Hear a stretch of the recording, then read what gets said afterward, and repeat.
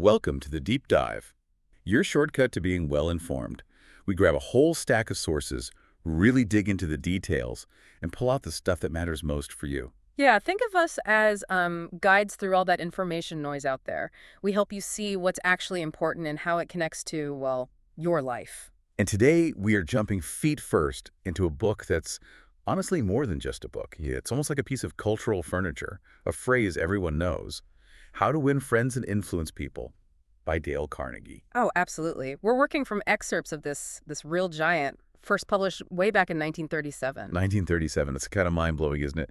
When Simon & Schuster first put it out, they did a tiny print run, maybe 5,000 copies. Right. Neither Carnegie nor the publishers really expected, the explosion that happened. They had no idea. But it seems the world was just ready for it. It took off like a rocket, an overnight sensation nobody saw coming. They were scrambling to print more. And it just never stopped. It became this massive international bestseller, stayed in print for almost 100 years now. It's incredible longevity. It really speaks to the core message, doesn't it? Carnegie himself apparently said, putting a phrase into the language is tougher than making $1 million.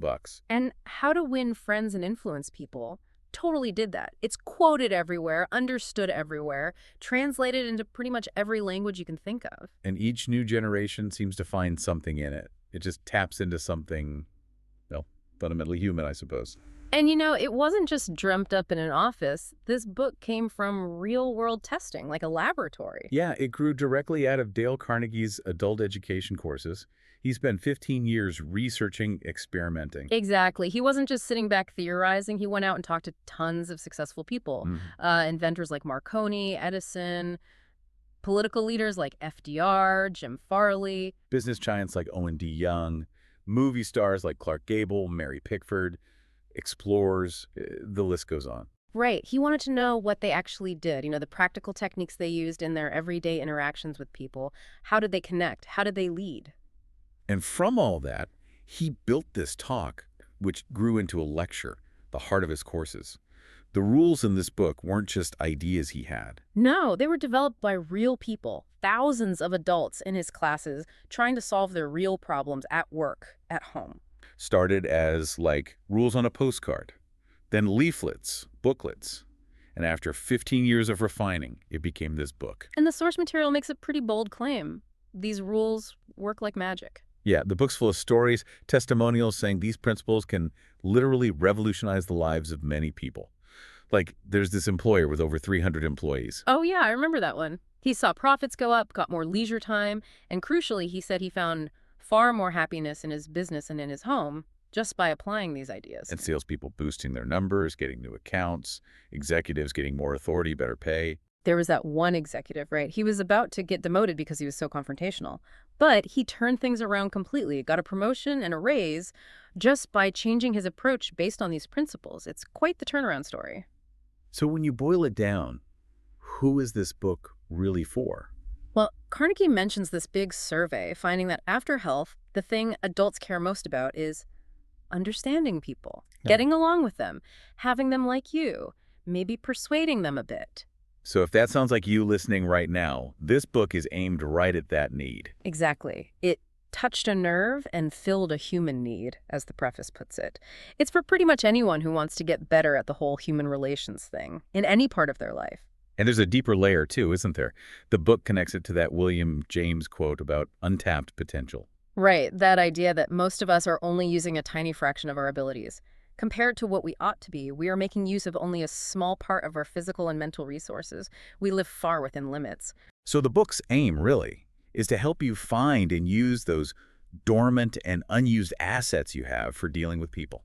It's education in that really broad sense, not just facts. Like Dr. Hibben from Princeton said, education is ultimately about the ability to meet life's situations. Okay, so for you listening, we're going to unpack some of the core principles from the book. We'll go step by step, kind of like Carnegie did in his courses. Yeah, we'll look at the ideas, the stories, those real-world examples from the excerpts and see how they work, why they still resonate nearly a century later, and, what they might mean for you today.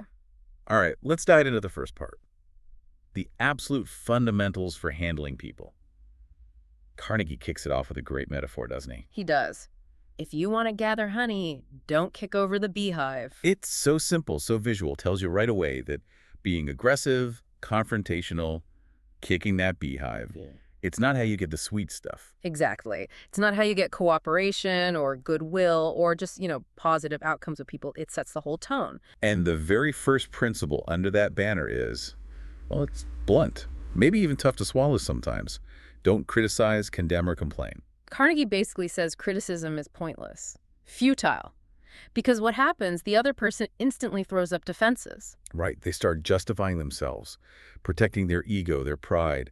It hardly ever leads to real, lasting change, and it almost always breeds resentment. He uses some pretty extreme examples to show just how deep this resistance to blame goes, like Two-Gun Crowley, the cop killer in New York. Oh yeah, the shootout, 150 police surrounding the apartment. Right, total chaos. And even then, trapped, bullets flying. What does Crowley say later? This is what I get for defending myself. Defending himself, not, I killed someone. It's incredible self-justification, even facing the electric chair. And then there's Al Capone, public enemy #1. Did he see himself that way? Not at all. He saw himself as a public benefactor, right? Providing entertainment, the lighter pleasures during Prohibition. And all he got in return was abuse. Carnegie even quotes a prison warden saying hardly any inmates in Sing Sing saw themselves as genuinely bad people. They all had reasons, justifications. They thought they shouldn't be locked up. That's the core point, isn't it? If hardened criminals facing undeniable evidence won't blame themselves, what about the ordinary people you deal with every day? Your family, your colleagues? Exactly. How likely are they to respond well to your harsh criticism or condemnation? It really makes you rethink the whole approach. He brings in historical figures, too. Yeah. John Wanamaker, the department store guy. He apparently realized decades earlier it was just foolish to scold people. Yeah, he figured he had enough trouble managing his own limitations without trying to fix everyone else's. And the Teapot Dome scandal with Albert Fall. Huge government corruption, oil reserves leased out, clear wrongdoing. But even facing ruin, Fall was still trying to justify himself. That need to protect one's self-image, even privately, is just so powerful. Lincoln's an interesting case. Early on, he used to write really cutting letters, poems that ridiculed people. And it caused long-lasting bitterness, apparently. He learned from it. The later Lincoln, Carnegie points out, was much, much more reserved about direct criticism. That whole episode after Gettysburg with General Meade. Meade let Lee's army get away, a huge missed opportunity. Lincoln was furious. Deeply distressed, he wrote this letter to Meade saying, basically, you blew it, the war will drag on indefinitely because of this. But Carnegie frames it as, like, for the Lincoln of 1863, that restrained language was actually a severe rebuke. It shows how rare direct criticism became for him later on.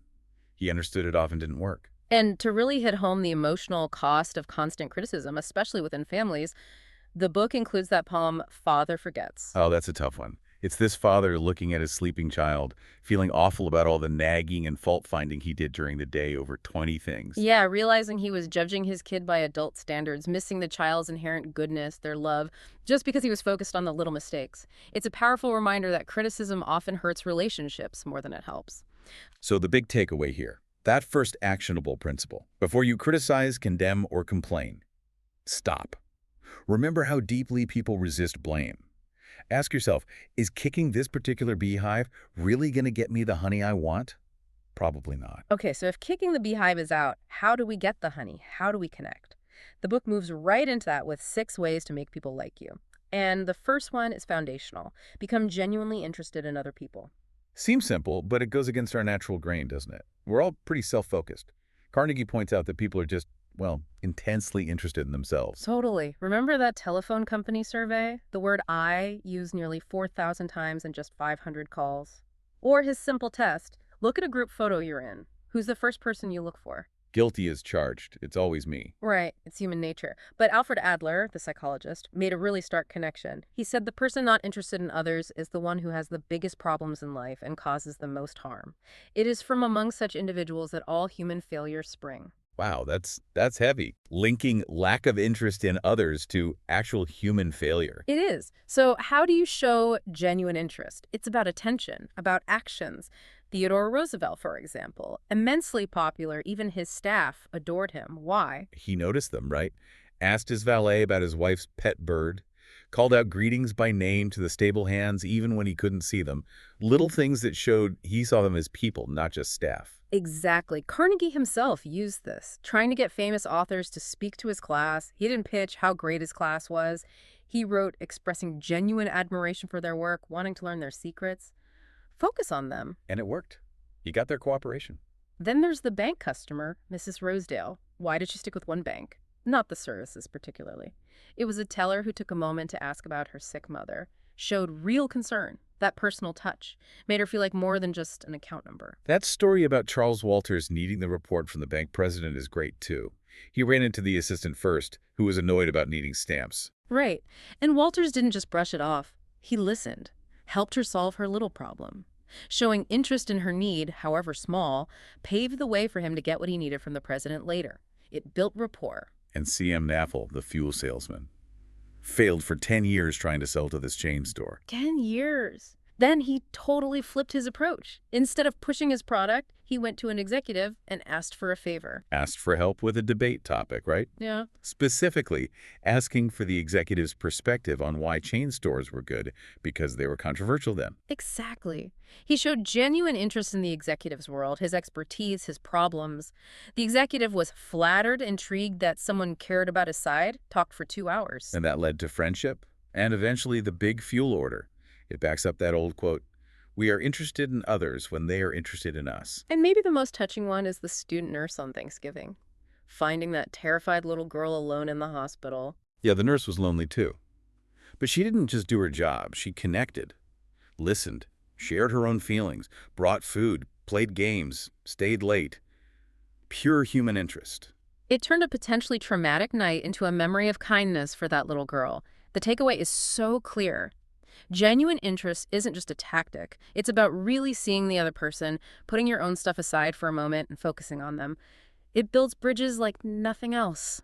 Okay, principle number 2 seems almost ridiculously simple after that. It's just smile. Simple, yes, but don't underestimate it. Carnegie is clear, though. It needs to be a real smile, not some fake, plastered-on grin.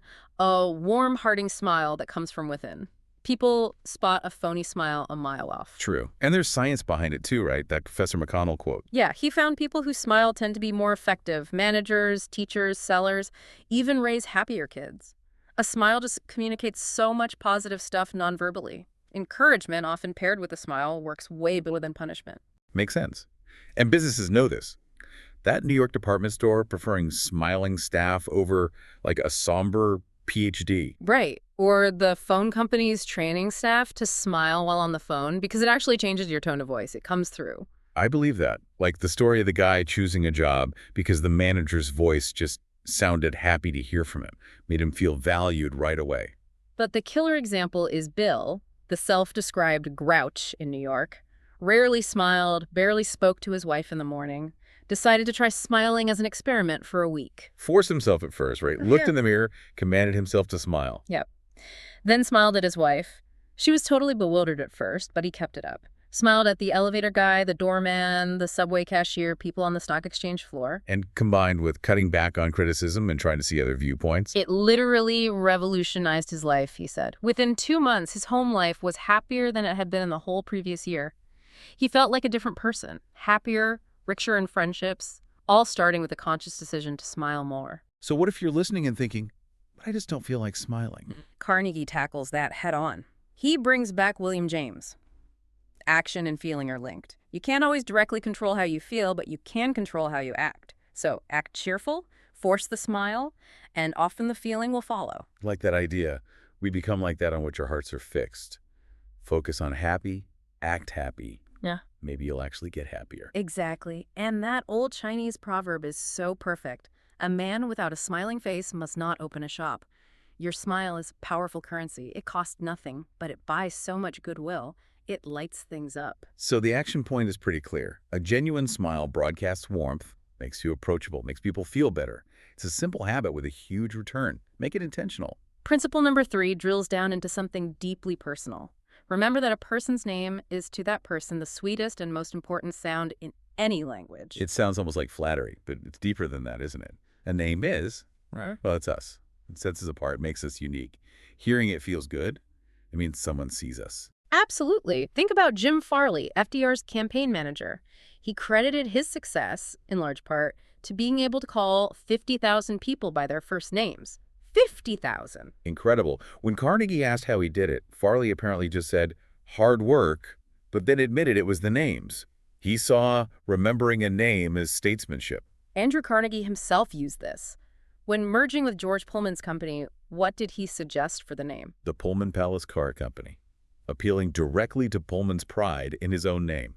Smart move. Totally sealed the deal, and FDR, even as president dealing with huge issues, made time to remember names. That story about thanking the mechanic by name after a driving lesson, then sending him a signed photo. Yeah, those little things aren't little at all, are they? They make people feel individually seen and valued. Huge impact. That political saying captures it. To recall a voter's name is statesmanship. To forget it is oblivion. And it's not just politics, it's business, social life, everything. But it takes effort. Right, it's not magic. Napoleon III apparently had a whole system. He did. Ask for the name again, get the spelling, repeat it, link it to their face, write it down later. It requires conscious effort, what Emerson called a petty sacrifice of focus. And Ken Nottingham at GM proved it works even in quick interactions.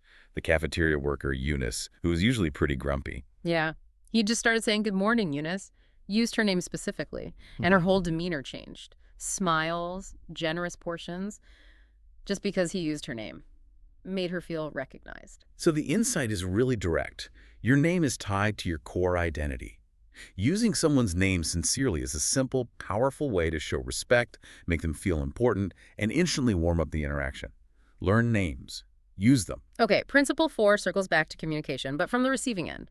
Be a good listener. Encourage others to talk about themselves. This feels like the flip side of being genuinely interested, doesn't it? You can't be interested if you're not listening. Carnegie tells that story about the dinner party with the botanist. Right.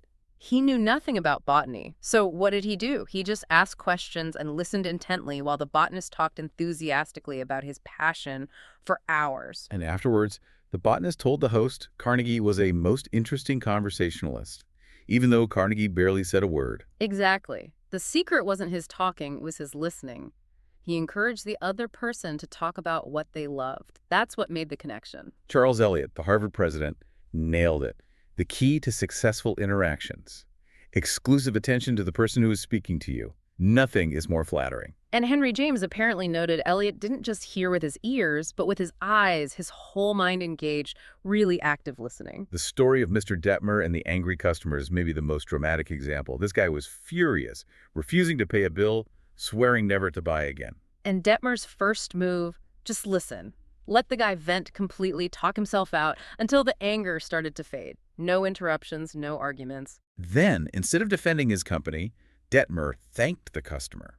Said coming all the way to Chicago to complain was a huge favor because it helped them find a flaw in their system. Brilliant move. It reframed the whole thing, made the customer feel heard, important, even helpful. By listening first, then validating the customer's perspective without necessarily agreeing on the facts, he completely diffused the anger. And the result? Lunch, a massive new order, a lifelong friendship. The guy even named his son Detmer. All from patient listening. There's also that story about the teenage boy, maybe Carnegie himself as a youth, who connected with all these famous people. Garfield, Grant, Emerson. How did he do it? He wrote to them asking about their lives, their childhoods, showed interest. And then he listened, first through letters, then in person, became a welcome guest. He literally built his education and network just by being interested in being a good listener. Even Freud's listening style is mentioned, right? That concentrated attention, the kind eyes, the sense of deep appreciation he conveyed. Yeah, people felt profoundly heard by him. You've no idea what it meant to be listened to like that. That's the impact. And Nicholas Murray Butler's point, people who only talk about themselves are basically hopelessly uneducated in human connection. So the core advice is simple. Want to be interesting. Be interested. Ask questions people enjoy answering. Encourage them to talk about themselves, their passions, their accomplishments. And always remember that fundamental truth. People care 100 times more about their own toothache than about a famine killing millions elsewhere. Understand that self-focus, then consciously shift your focus to them through listening. Principle 5 builds right on that. Once you're listening and showing interest, the next step is talk in terms of the other person's interests. This is really about motivation, isn't it? The only way to get someone to do something willingly is to connect it to what they want. Show them how your idea serves their interests, not just yours. Exactly. The book gives clear contrasts. The salesman who failed, talking about his bread, how great he thought it was. The ad agency's writing letters all about we desire or our company wants. Who cares? Right. The recipient is thinking, what's in it for me? Like that freight terminal complaining about their problems, their congestion, their overtime. The customer just wants their stuff delivered efficiently. The effective way flips it. The bread salesman only made the sale after he talked about something the steward cared about, that Sons of Heaven Society. That opened the door. Then the steward became interested in him and his bread. And the revised freight terminal letter, totally different approach, started by valuing the customer's business, then explained how late deliveries inconvenience the customer, holds up their trucks, delays their freight, prevents the speedy service they deserve. It reframed the request entirely around the customer's benefit. Help you get better service. Much more persuasive. Barbara Anderson's job search is another perfect example. She didn't just say, I need a job. No, she framed her experience in terms of what the banks needed. My experience can help your growing bank. I can contribute to your profit. Let me show you how I can help you meet your goals. All focused on their potential gain. Result: 11 interviews from 12 letters.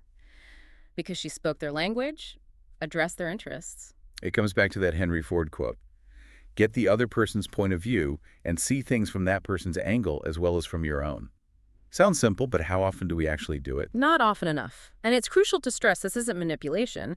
It's about finding that win-win, that overlap where both parties benefit. Then you highlight the benefit for the other person. Like with the revised terminal letter or Barbara's job application, both sides gained. Even with kids, the dad trying to get his son to eat couldn't do it by saying mommy wants you to or daddy wants you to. That was his agenda. He had to ask, what does this boy want?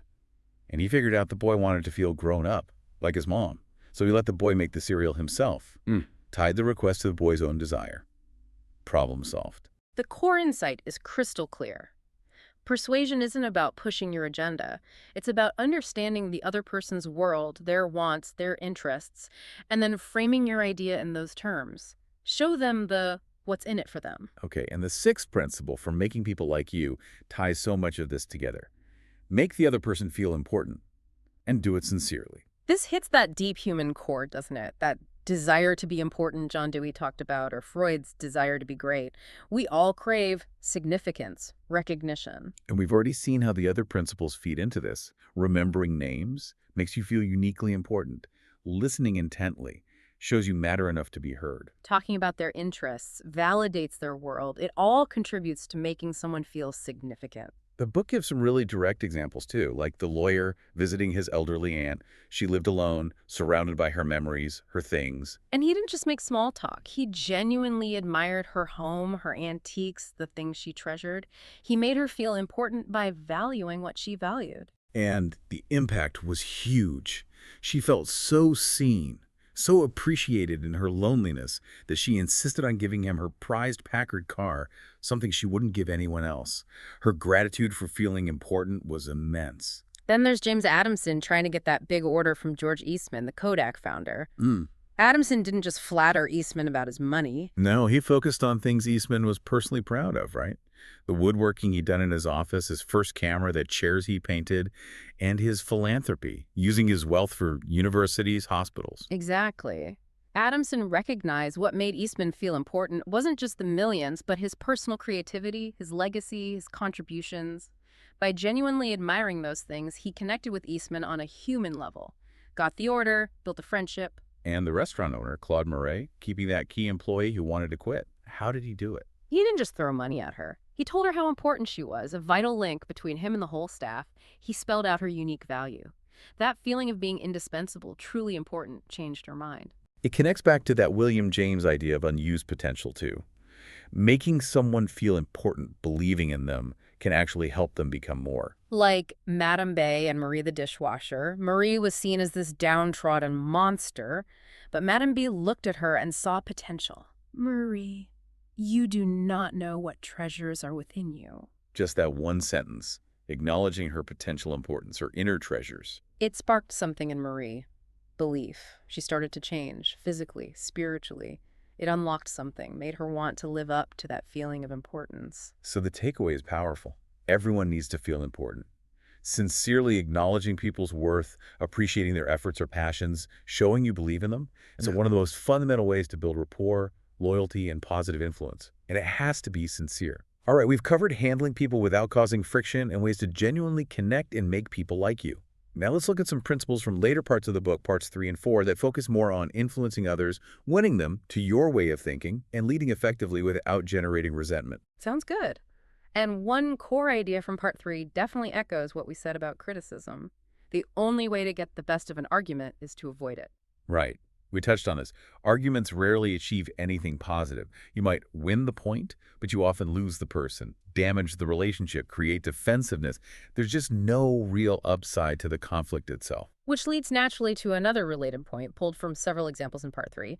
Show respect for the other person's opinions. Never say, "You're wrong." Oof, that's a hard one sometimes, isn't it? When you're absolutely sure you're right and they're not. It is. But telling someone flat out, "You're wrong," is like a direct attack on their judgment, their ego. James Harvey Robinson pointed out, we might change our minds easily enough on our own, but the second someone tells us we're wrong, we dig our heels in. Self-esteem kicks in.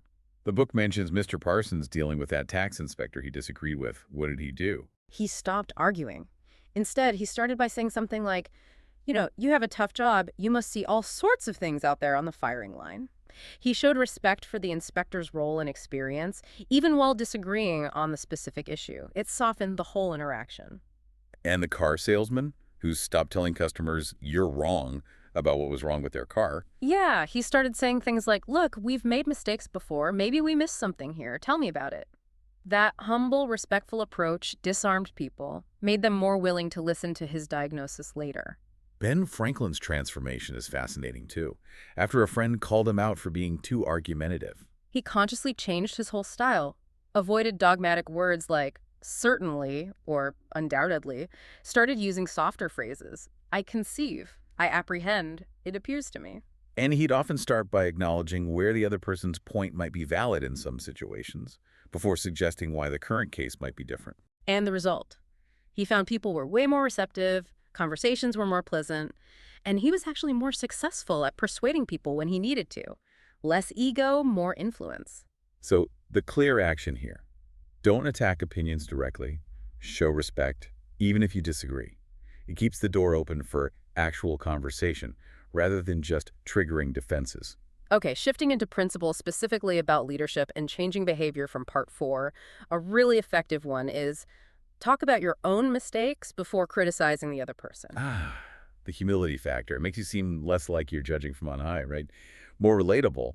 Carnegie mentioned doing this with his secretary, Josephine, remembering his own early fumbles, made him more understanding of hers. Exactly. It levels the playing field. The story about Kaiser Wilhelm and von Bülow, though it shows a failure, makes the point.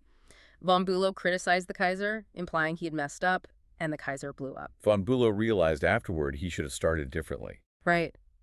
He should have begun by mentioning his own shortcomings, praising the Kaiser's strengths, something to soften the blow and save the Kaiser's face before offering any critique. Clarence Serhusen used this brilliantly with his teenage son who started smoking, instead of just lecturing. He shared his own story, Yes. Talked about starting smoking at the same age, how addictive nicotine was, how it had gotten the best of him, how hard it was for him to stop, mentioning his own cough. So it wasn't, you're making a mistake. It was, I made this mistake. It was tough. Here's what happened to me. Much more powerful. Totally.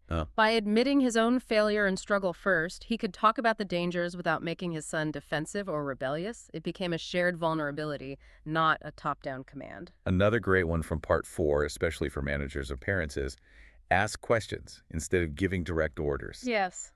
Why does this work so well? Because questions invite collaboration. They make the other person feel involved in the decision or solution. It respects their intelligence, gives them a sense of agency and importance. Plus, people are more committed to ideas they feel they helped create. Exactly. Owen D. Young, the famous business leader, apparently never gave direct orders. It was always suggestions, questions. You might consider this, or do you think that would work? He valued opinions. He let his team figure things out, even learn from mistakes, rather than just dictating. And that story about the urgent printing job, the manager didn't just bark orders at the staff. No, he laid out the challenge and then asked questions. Anyone have ideas on how we can handle this? How could we possibly schedule this? By doing that, he turned it from his problem into their challenge.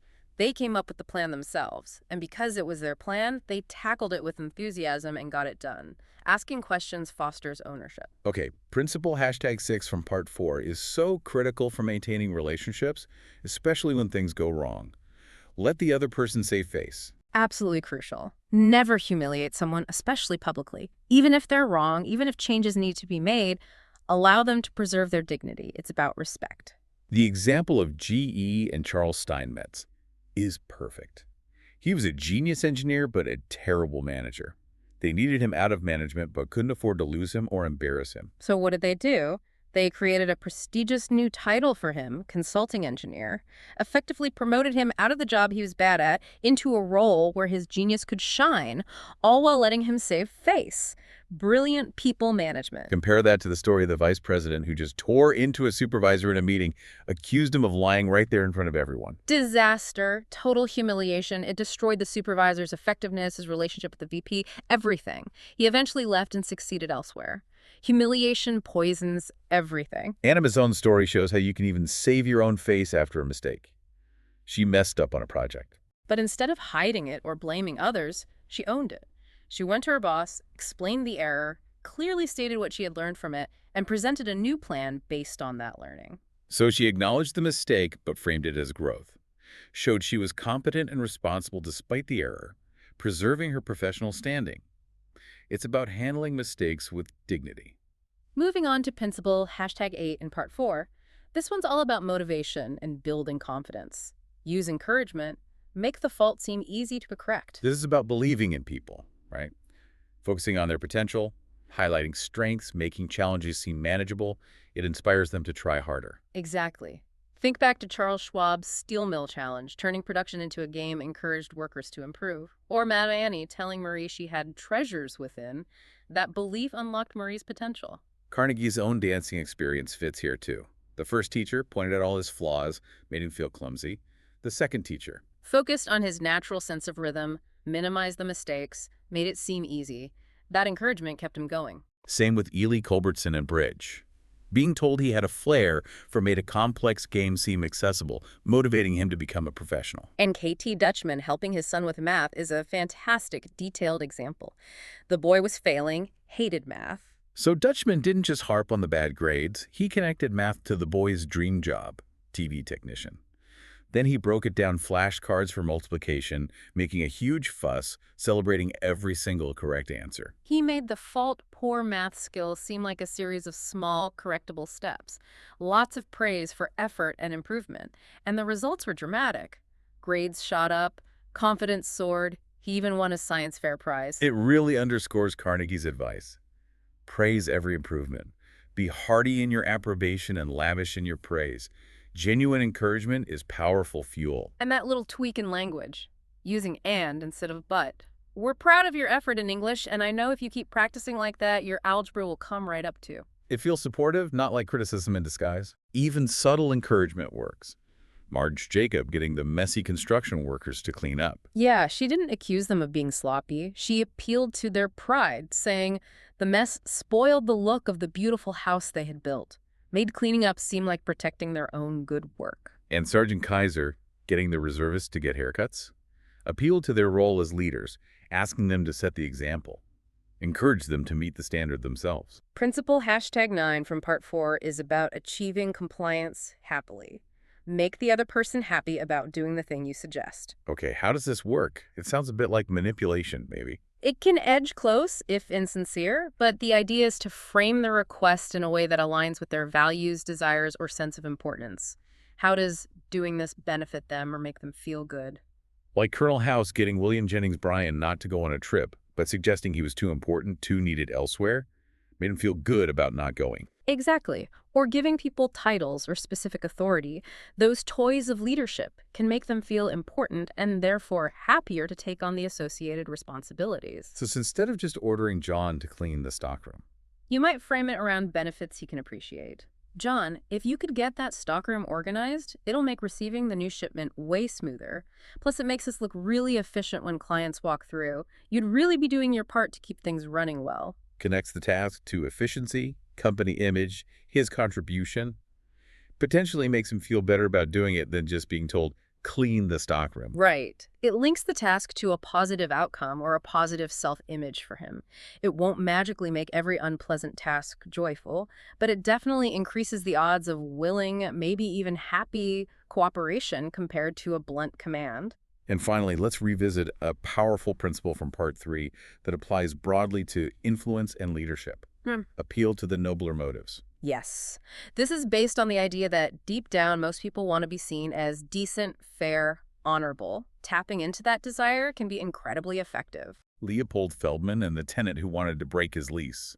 Feldman didn't threaten lawsuits. No, he appealed to the man's honor. Said something like, I believe you're a man of your word and I trust you'll do the right thing. He appealed to the tenant's desire to be honorable. And it worked. John D. Rockefeller Jr. dealing with the photographers hounding his kids. Didn't demand they stop. He appealed to their basic decency, their humanity. You wouldn't want to harm children, would you? Especially if you have kids of your own. Appeal to their protective instincts, their better selves. Cyrus Curtis getting Louisa May Alcott to write for him, even though he couldn't pay top dollar. He appealed to her charitable nature, offered to donate her fee directly to her favorite charity, linked the work to her desire to do good, our nobler motive. And Mr. DG with that angry customer disputing a bill after listening patiently. He apologized sincerely, then appealed to the customer's fairness and patience. He basically said, you seem like a fair person. You adjust the bill to what you think is right, as if you were the president here. He empowered the customer by appealing to his sense of fairness and importance. So the core idea is, assume the best in people. Believe they want to be fair, honest, kind. Vocalize that belief and appeal directly to those nobler motives. Often, people will strive to live up to your positive expectation.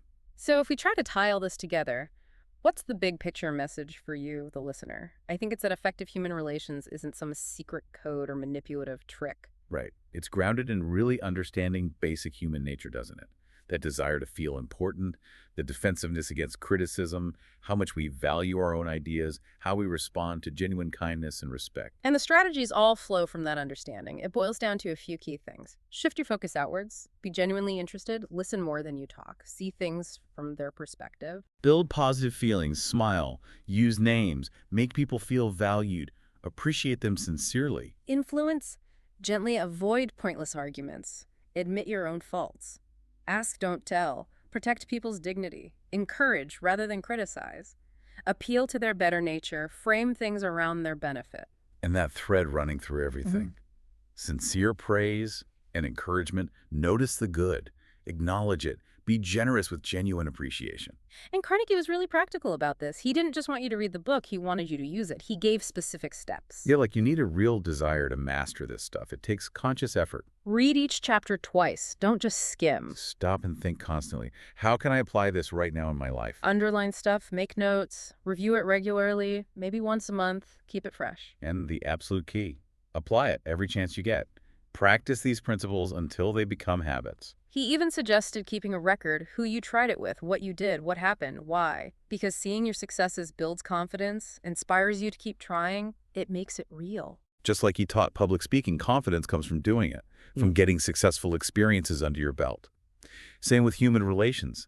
Application is everything. At the end of the day, these principles, though nearly a century old, offer this really practical, almost timeless roadmap for navigating our social world better.